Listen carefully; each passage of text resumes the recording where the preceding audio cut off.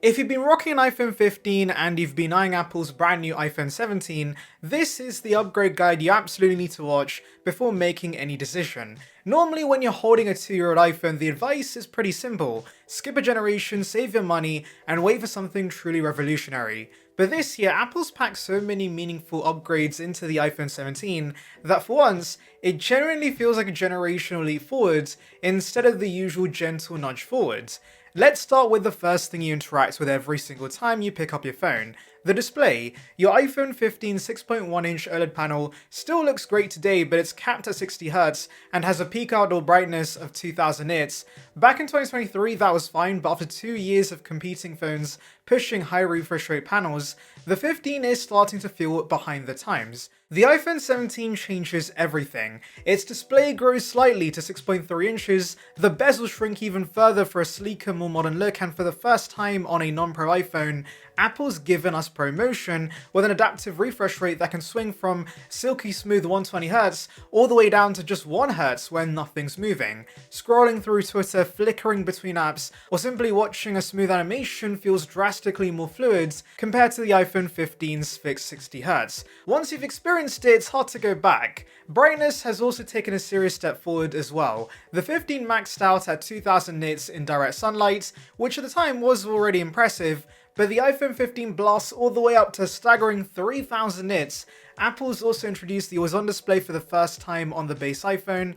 Thanks to the 1Hz minimum refresh rate, the screen can stay on all day, showing you the time, widgets, and notifications without draining the battery. I used to disable this on my 14 Pro Max, but I've been using it more and more often with the iPhone 17, and at the end of the day, having the choice is appreciated. And while on the subject of screens, durability deserves a mention. The iPhone 17's front glass is protected by Ceramic Shield 2, which Apple claims is 3 times more scratch resistant than the original Ceramic Shield on the 15. I'm sure after 2 years of real-world usage, many iPhone 15 owners would see micro scratches and scuffs on the screen if they did not use a screen protector, and so the stronger glass on the 17 means fewer of those little marks that catch the light and spoil an otherwise perfect screen. Before we go deeper, quick reminder guys, if you're finding this breakdown helpful, don't forget to hit subscribe and tap the new hype button. It's a small gesture that makes a massive difference for a small channel like mine, and it ensures you'll never miss any of my Apple deep dives. Now let's talk about performance. The iPhone 15's A16 Bionic is still plenty fast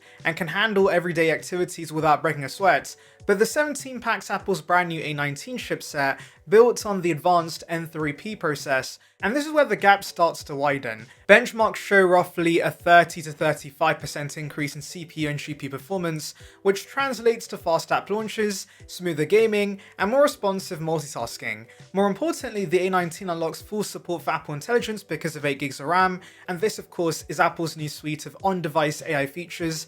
Things like generative text tools and advanced photo editing run faster and more efficiently on the 17. I know the full suite of Apple Intelligence features are not ready on the 17, but these features won't end up coming to the 15 at all because the A16 with 6GB of RAM wasn't designed with them in mind. And beyond the flashy AI demos, the efficiency gains mean the 17 run cooler under heavy workloads and will receive iOS updates for at least a year or two longer than the 15.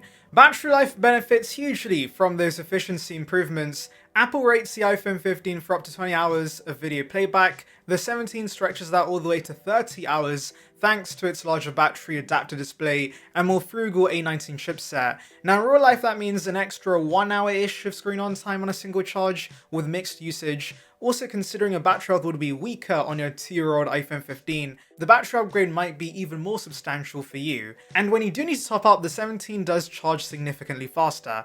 It supports wide charging up to 40 watts, hitting 50% in around 20 minutes with Apple's new adapter, and MagSafe wireless charging at up to 25 watts. The 15 is still stuck at 20 watts wired and 15 watts MagSafe, which feels glacial by comparison once you've tasted the faster speeds. Connectivity also sees a quiet but improvement leap forwards. The 17 debuts Apple's new N1 networking chipset with Bluetooth 6, precision dual frequency GPS, and next generation Wi-Fi 7.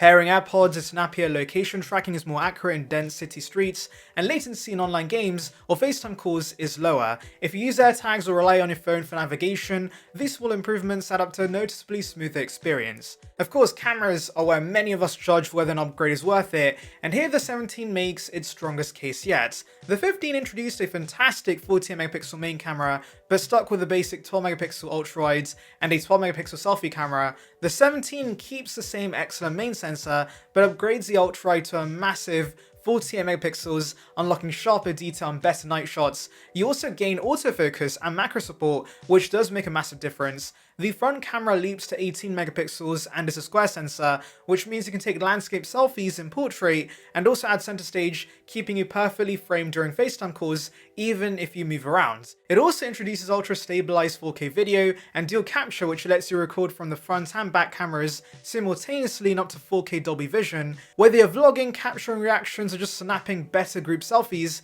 these changes are massive. Even if you shoot casual photos, the new hardware gives you more flexibility. Apple's even worked on the little things that make data usage nicer. For example, the speakers on the 17 are louder and more fuller, with clearer mids and deeper bass, and here's an example of that in the mics for you guys right now.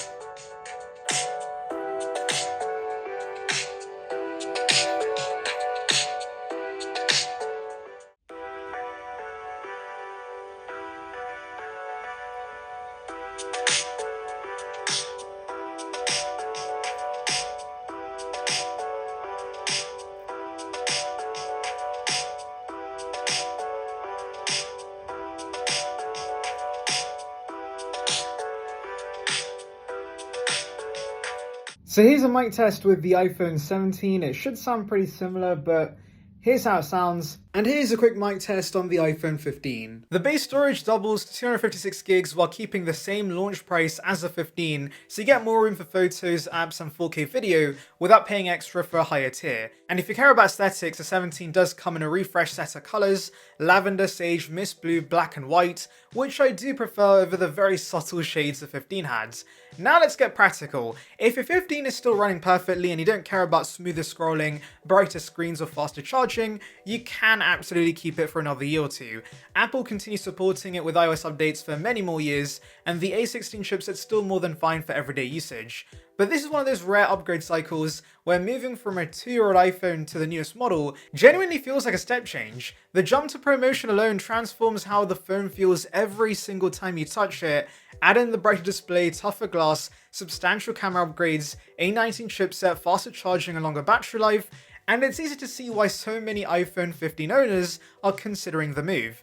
If you're the kind of person who upgrades every other year, this is definitely the year to do it. You'll get a phone that not only looks and feels newer, but also stays relevant for longer. And if you're someone who usually waits 3 or 4 years between upgrades, the 17 does offer enough improvements that you'll feel like you've jumped several generations at once. So is the iPhone 17 worth it if you're coming from an iPhone 15? In my opinion, absolutely. It's not just a faster chipset or slightly nicer display, it's a complete package of upgrades that touch almost every part of the experience: a bigger and dramatically smoother display, a brighter panel that's easier to see outdoors, stronger glass for better durability, cameras that unlock new creative possibilities, much faster charging, longer battery life, smarter AI features, and extra years of support. It's an upgrade in every department. Ultimately, the decision comes down to how you use your iPhone and what you value the most. If you're happy with the iPhone 15 and none of these improvements sound exciting, there's nothing wrong with holding onto it for another cycle. But if you've been itching for a new phone that truly feels next gen without paying pro prices, the 17 is the upgrade you've been waiting for. It's the rare year where a 2-year upgrade cycle doesn't just make sense, it feels like a proper reward. And I'll leave links below to buy the iPhone 17. Thanks a lot for watching this deep dive. Drop a comment below and let me know if you're planning to upgrade from the iPhone 15 to the iPhone 17, or if you're holding out for whatever Apple has planned next. And remember, subscribing and hitting the hype button is the easiest way to support the channel, and make sure you don't miss my next Apple deep dive. Until then, enjoy your iPhone, whichever one you carry.